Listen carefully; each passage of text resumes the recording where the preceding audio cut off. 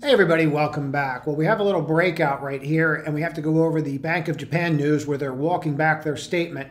Also, we did get a signal today that shows that stocks are actually cheap for the first time in about a year and a half. I'm going to walk through that signal so that you can understand a little bit better, but it's certainly something that pension funds look at, so it's worth mentioning, and it did trigger just today, so we'll get to that. But you did a little pop over, and then that was it, and we're going to dive into this here. So in today's pre-market live call, we went through this, and we do the pre-market live at 8 o'clock every single morning, and we do it, it's public. So feel free to attend or watch later, because there's a lot in there. But what we were referring to is this level has become a level of demarcation, and there's some real risk here. We're going to discuss that, and we're going to discuss the good and the bad and what's really going on under the hood. But what we're seeing at this level is it's being rejected over and over again. So this is your first demarcation line. What I mentioned today in the pre-market was this, and these always end in tiers. Now, you could argue that it's a little tighter. Some people would argue that we're not going to use that level and that they're going to use this level here. That's up to them, and they could actually, argue both, and you could have a valid argument to both, where you can see the test and then the bounce and the retest and the test and the bounce and the retest of both of those that shattered. But nonetheless, on the S&P futures, you can just see that this was your level. So when we got up into this today, we started putting shorts on. I'll show you in a minute how we did this, and then I'll show you a way that you can do it, and so that you're able to stay in the trades. The problem with these markets is that when you start trying to put your shorts on or your puts, whether it's the index sector or stock, whatever you're doing, it's really difficult. And I know a lot of people are getting stopped out, and then after they get stopped out, they're finding it difficult to get back in. And we'll show you how to do that, or one way to do that you may want to implement to your system.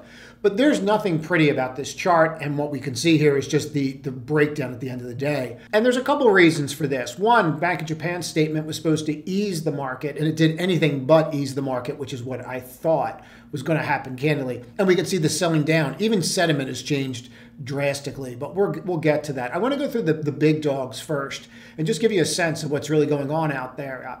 It is continuing to be risk off. And what I mean by that is they're getting out of equities, they're getting out of commodities, they're getting out of pretty much everything that doesn't have a high yield associated with it or isn't interest rate sensitive, which has been our focus in the community and will continue to be my focus, at least. It just makes a whole lot of sense. It's a very easy trade, and we all know that rates are going lower. If you think they're not, I'd love to hear your comments below, but rates are going lower. So we can just see what's happening here with Bitcoin. We can see the test. Here's the issue. You just don't bounce back and miraculously lift into this. You need structure. You need work. You have none of that. You have rallies. What bothers me about these rallies is this, because you asked. You see how you popped over right here? This kind of higher high shenanigans, for lack of a better term, lets me know that there's more pain behind it. So when I do stuff like this, I know there's more pain coming. So in other words, what I'm doing is I'm watching the players that are watching the higher highs. I'm popping over that. And then after I pop over that area, look at what I do on that area. And all I did was mark off the exact area where you hit the recent high. That's all I did there. And you can see the games that are going on, the gamesmanship that's going on in there. And then that was it. Boom, Matumbo. And then here we are. Everyone's dreams are smashed. And so what we do now is we watch and we wait. This is a very difficult chart because most people are going to look at this and say, we're below this moving average, we're below that moving average. Why wouldn't I do that here? A couple of reasons. You're trendless. As much as you feel that you have a trend, or I feel you have a trend, you really don't. You've been in the same trading range now since March. You broke out, you tested, you came back, you tested, right? And ever since then, really, you're just dealing with BlackRock and whatever they really want to do with it now. They're really in control. The ETF community is now in control of Bitcoin ever since that happened, just like you're seeing that with ETH now as well. But from our standpoint, I think it's important to note that it's not just equities, it's crypto. Everything is just risk off. So this puts us in a precarious position because it's like, well, where do they go? They tend to just go to the interest rate sensitive names, and I'll show you in a second. But we can look at regional banks, but that's kind of pointless for where we're going with this. This is the one that it's troublesome. I'll leave it at that. Here's the low of November. And this is the NASDAQ futures. And what I do is I use VWAP at very specific locations. And why do I do that? Well, one, if I have an area of demarcation from before, which I have right here, we can denote that and say, hey, we hit this November level back on April 17th, 18th, which was the last time we had a low. And this is a level that we've been talking about for some time. And then I go here, and you can see my little bell that went off. Once I did this, I can say, okay, I have an issue here. And the issue is this. There's a couple issues here. Number one, I'm sitting right on that area. So that's not ideal at all.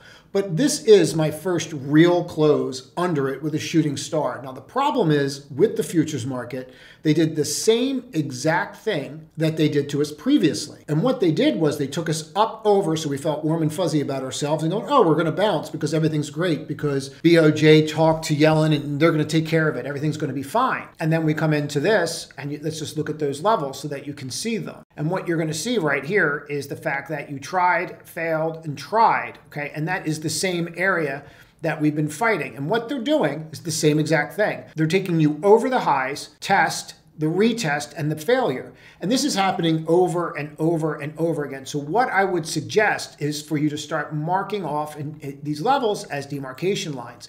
Again, this is the first time that we have broken that low from here, which denotes to me that we are setting up for a possible retest of this, which is not the end of the world. I want to be really clear about that. It's really not the end of the world if we come back down here.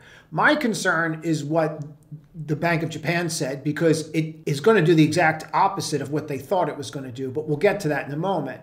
If we sit here and we just take a look at the IWM, you could just see the way that we just fell right back down, but we're holding that key level, and I think that's really important.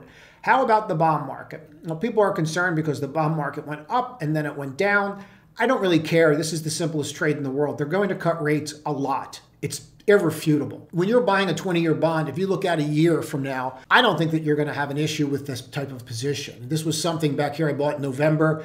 I started a new position here. I don't even think about it. It pays 30 cents a month. It's a very simple trade. Like, wake me up when they're done cutting rates 6 or 7 times, and I'll take a look at it. But other than that, if you take a look at what's going on with the 10-year, did you rise on rate? Yes, you did. And you're doing this because of what they said in Japan. And we'll talk about that in a second. But we must look at the following. You're starting to see the bond market bounce a little, sell a little, and that VIX is getting a little funky in here, right? And the VIX is starting to rally up after the undercut here. What I would suggest to everybody to get rid of some of the noise is start looking at the VIX more than you normally have been looking at the VIX, and just watch some key levels intraday. It will save you a tremendous amount of heartache. Because if you mark this off and you were watching this today around 11:30, 11:40, and you start seeing it break out, this is not something that you can really fake. And the reason that you really can't fake it is it just means that they're buying puts on the S&P. That's why the VIX moves. Despite everything else, the reason that the VIX moves is they're buying puts on it. So when you go here and you play with it, and I'll show you this on a percentage basis, if you look right here at when this curls up and when you mark off that demarcation line on the S&P, that's the high of the S&P for the day. You're right there, and ever since then, it grinded down. There's no mystery as to why this happened. The VIX kept going up, the S&P kept going down.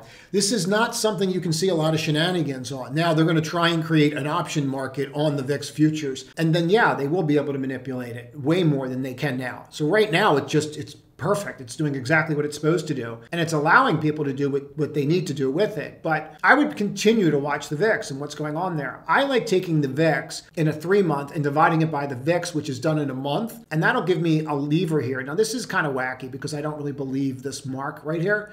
But what you're seeing, here, I'll show you this on a weekly. And I've shown this a couple times. But this is where you were in October 08. This is where you were on September 15th. And this is where you are now. And you can also see this happened on 18 and also during the pandemic. If you went out to any of these days 3 months later, you'd be very happy that you bought equities. That's not going to get you through Friday. All right, so when I say these things, you have to understand your time frame. I will go through this work, and we will look at this work on Saturday, as well as the equity risk premium, which we're going to touch base on in a second. But I think there's a couple really important things here. So when you start looking at this trade and what happened here, and let's just go to this on the daily, and I'll clean this all off, and we'll do a real quick refresher for those that are new, that don't remember what exactly is happening here. So when they raise rates, they throw off the disparity between the dollar and Japan and Japanese equities. And they do it not only in the US, but they do it all over the world. They do it, it affects New Zealand's currency down to Australia. It affects everybody. And the important thing about this is to understand why. So I've gone over this probably too many times, but I'll just do it again.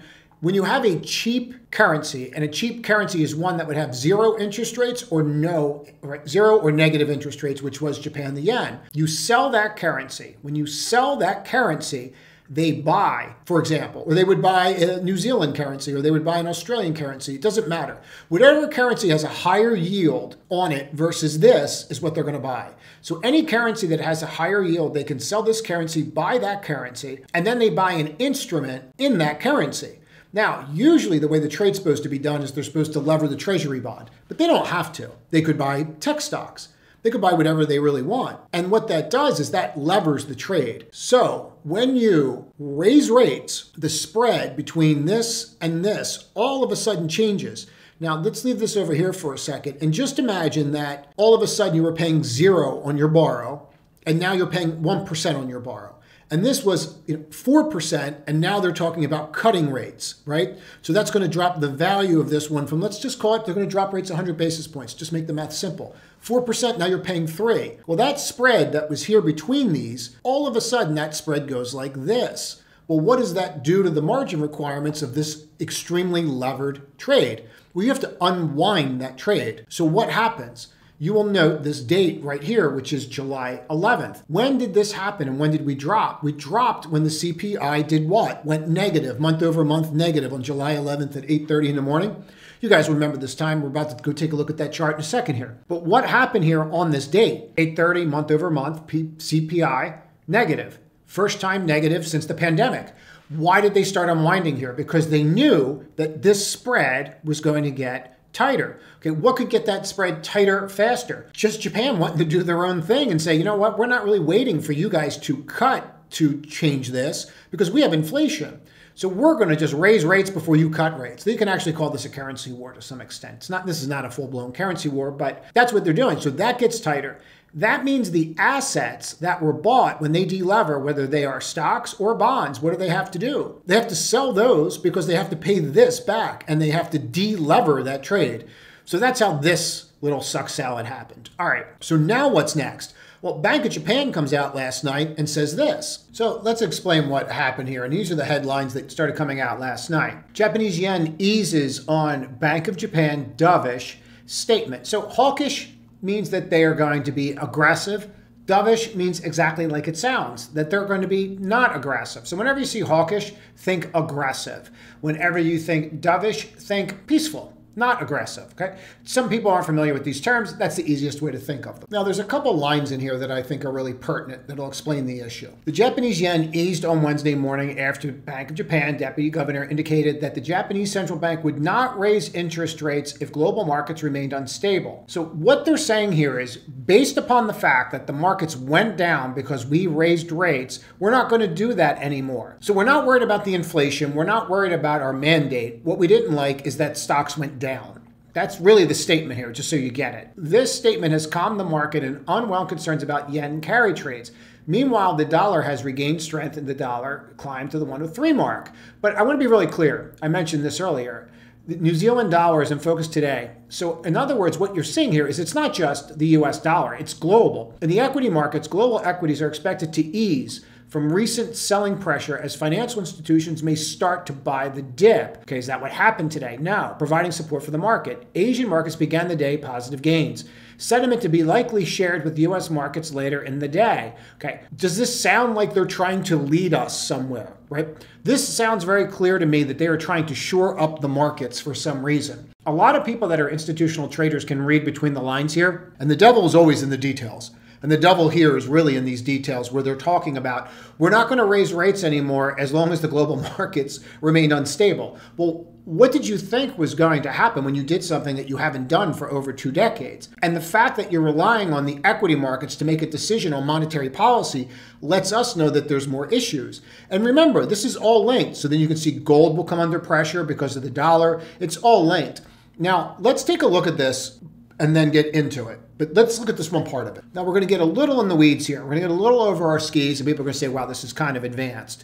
And it is a little advanced. So I'm going to ask you to comment, but usually people say it's okay. And I do want your comments anyway, because we're going to get a little over our skis here with what most people are used to. So the majority of people have this inversed, right? So they are short the yen, right? And then they are long the dollar. They are short the yen and they are long the dollar. When that unwound, which it did unwind, what happened was the net short position went net long. So in other words, people assumed that what they did was going to be the new status quo. So we're not going to do this anymore. We're not going to short the yen and buy the dollar or another currency anymore because the spread changed and got tighter. So the net short position of this trade, the carry trade, went away. It's no longer there. It's actually net long right now. So these people go net long this trade, okay? And now that they're net long it, what happens? They come out and make this statement. So now the people that are net long this trade just realize, well, why am I net long something? And now this guy's saying that they're not going to do anything. So the people that are net long are probably going to, and this is why I said earlier, and I said it in the room today about why I thought the equity markets could actually drop on this news,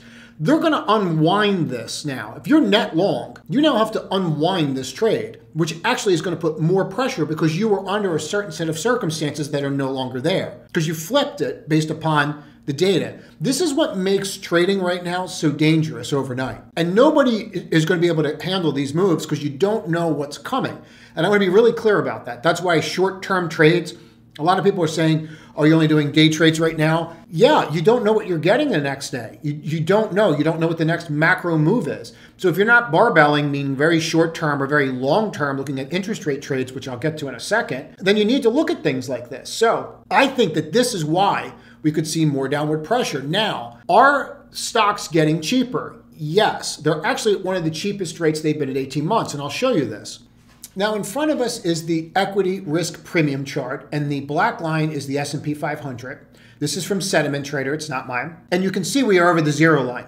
Now, I'm going to get really into this on Saturday, so make sure that you do subscribe to the channel because you're going to want to watch this because we're going to talk about how to play this for a longer period of time than just tomorrow. But I want you to understand what happened today and the significance of it. So this getting over the zero line marks the first time since back here that we broke the zero line, that stocks are now cheaper than bonds. And that is an objective statement. And I'm going to show you how this is calculated and why this is so important. Now, I'm explaining it today because tomorrow you're going to see this term thrown around a lot because it happened today. So everyone and their sister will be talking about it tomorrow, but at least you'll know what it is.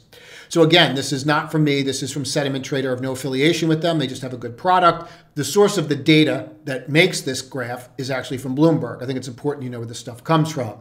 This shows the earnings yield of the S&P 500. So what you do is you take all the earnings of the S&P, you divide it by the price of the S&P, and you get a yield. That is called an earnings yield, not a dividend yield. It's very different. Then you minus the interest rate on the 10-year Treasury note. The higher the risk premium, the more attractive stocks are relative to bonds. The higher the risk premium, the more attractive stocks are relative to bonds. Hence the zero line being important. So tomorrow, when everyone starts looking at their book of business, they will realize that equities are now cheaper than bonds based upon this equity risk premium calculation. Why do you care about this? This is what pension funds look at to do they do what's called assumptions, meaning what can we assume that the equity markets are going to make versus the bond market, and they use equity risk premium. I'm going to dive into this on Saturday so you can understand the significance of this. You will note that the majority of these moves happen when the equity risk premium is going higher, not when the equity risk premium is going lower. In other words, the fact that from here over that the equity risk premium was dropping like this over and over again, they will mark highs. And we'll talk about this in greater detail. But this is a really important data point to get. But let's go through a couple names and so you can understand how you should be looking at the markets right now. Now, I'm going to take NVIDIA because it's one of the more aggressive names out there that people are trading. And I want to show you what they're doing to us so that you can see it. And I want to walk you through this line by line so that you know exactly what happened. Number one, on this day, it's the first day that we had the news. Now, we'll start with the simplest of things and we'll overlay this. Here's your 55, and I have to redo all these charts because the comments about making this more seeable. I don't know if we're going to go with this green and leave that on, or we're going to go with the yellow. I'm leaning towards the yellow so that it's a different color than the candle. I think that's a better color. But here's the 55 and here's the cross. And then what's going to happen here is you're going to get another cross as well. You're going to get this 22 cross. These are not buys, guys, when this stuff starts happening. You see this, the 1255 cross? I love NVIDIA. I have a very long-term position in NVIDIA that I have from all the way back March 23. I've been very vocal about this and I have no intent of ever really getting out of it. I tend to take very long-term views of these kinds of trades. So I look out when something's like this, we can get into another time, but I always look at this stuff and go, if you were looking at a decade, when was the right time to sell Microsoft, right? Pretty much never. Anyway, so if we take a look just from a day trading perspective, what you'll see is the doji. Now, this is what bothers me about this kind of stuff, is when they take us over and then they drop us, right? That's just just mean. But what they're really doing is they're luring us in. And then when you start to understand the game, you can start making money off the game. So what we would do here, and what we did, was we just marked it off. And this is what you need to be doing. You need to be looking at the previous highs, pre and post market. You need to be looking at the previous highs and lows, pre and post market. You have news that is affecting us after hours. The markets are being affected by any piece of news, and they are giving us clear indications. You want to look at 4 o'clock and watch what's happening in Asia. You want to know with the lows and the highs, pre and post market. I can't say it enough. It's more important now than ever. Why? We have global money that is pushing us around, more so now than ever before, especially when we are at the behest of people like watching Bank of Japan move the US markets, which is exactly what's happening. So when you have something like this, you mark it. Now, the other thing you always want to do is you want to mark the high and low of the previous day. So you mark the high and low of the previous day, but you always want to know what these levels are. Now, what happened here today was really simple, and it presented an opportunity. But these opportunities are everywhere, and you can see them everywhere. So you can just see off the open, the breakdown, the try, rally, and you're trying to hold the open. You also watch your opening price.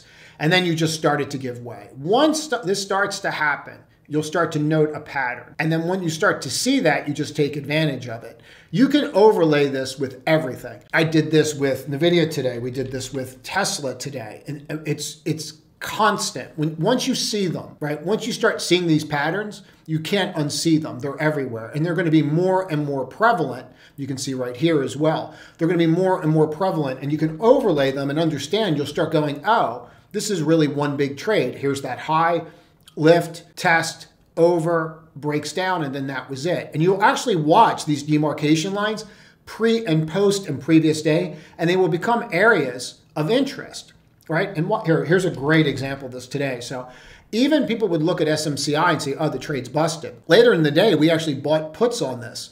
And I actually came in net long this with calls, but I bought puts, or I sold stock last night. I'm actually going to do a video on that. I got a lot of questions about that one. But just watch this. So here's that demarcation line. And look at that demarcation line all night. 5 o'clock in the morning. And then where's it get us? Right there at 10 o'clock. You have more pressure overseas right now in Europe and Asia than you have in US markets that you probably have had all year, because it's all connected. And so you're watching these retests over and over again, and you couldn't. And then you just looked out there today, and here you go again. Test, breaks, retest. And then there was a time in here where it made a lot of sense to just go out there and buy the 500 puts. And we did quite well with those today. And I think it's down another 10 bucks after hours. But nonetheless, this is where you're at. And I think this is really important to use these levels. Here, take a look at how we did this with NVIDIA. So you're breaking down here. That's not going higher, guys. How are you going higher? NVIDIA broke. I'm looking at different screens. I'm going to buy some 105 puts on NVIDIA. I'm going to short it with a high day stop. High day stop, guys. Smaller positions. I'm just going to stay in there. Well, that worked out. I bought those 105s. What are they doing? They're killing it. I'm just going to leave those on. They don't expire till Friday. I think I caught it. I'm going to go with the wide berth today. We just rejected this again right here. I just want to see what happens. So I'm going to have to give them a wider berth on these trades. New lows a day. Are we up on those puts? Yeah, I'm not going to do anything with them yet. We'll leave that alone. Like here, if I was concerned about my short that's in here, I would just pull money out on the way down. It's not a big deal. 280. What did I pay? 2? All right. So I pulled some out of the 105s out. So I just took a little patience today. Now, I hope you found that helpful. And I just want to leave you with this because I think it's really important. I would go and take a look at all your graphs, and I would mark 2 spots on your graphs. I would put an anchored VWAP at the peak of your graph, of any chart that you're looking at, and I would go mark the November lows. And what you're seeing here is you're seeing a test of that level, and that is an abject failure of that level. And I really wish it wasn't, but it is. Does that mean that we're going to fall down, we're going to crash, everything's going to break? No, it does not. But what it does mean is that we're under pressure. And the important thing about this that you need to take away is you have to start thinking about what is really going to turn us around. Is it the equity risk premium? I personally think that you have to retest these lows. So I'm just telling you where I think you have to go. And I think you have to do it without a 56 VIX. I think you just need to retest those areas and see if you're going to find buyers. And I think that's really where we're heading, because it's very rare that you're going to break down like this, retest something like that and then not have some kind of follow through. That's it.